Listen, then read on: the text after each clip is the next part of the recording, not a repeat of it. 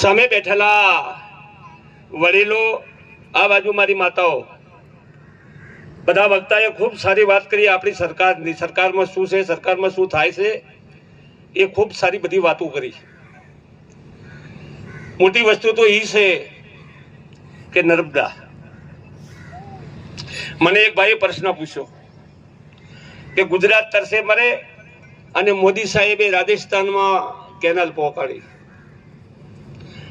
મેં એને જવાબ આપ્યો, સાહેબજી, મેં કે સારું થાજો, રાજસ્થાનનો તો કરાર કર્યો તો 24 કલાક પાણી હેડે અને કે પાણી ના હેડો તો આપણે રાજસ્થાનનો આભાર માનવો પડે, મોદી સાહેબનો આભાર માનવો પડે કે આ સારો કરાર થયો છે, 24 કલાક પાણી ચાલે છે.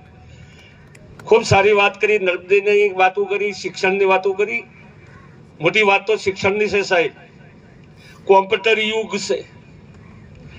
હવેથી મારા માનવા પ્રમાણે આધુનિક ખેતી કરવી હોય તો જો કોઈ ભણેલા નહીં હોય તો ખેતી પણ નહીં કરી શકે, એનું લેબલ વાંચવું નહીં આવડે તો ખેતી પણ નહીં કરી શકે. અમારી વખતે તો આવું હતું નહીં. સાહેબે વાત કરી, 4 જણા ઉપાડીને લઈ જાય, છેક નિહાળ સુધી તો રોતા રોતા જાય ને આવું બધું તોફાન હતું. મારી વખતે જેમ બધાએ વાત કરી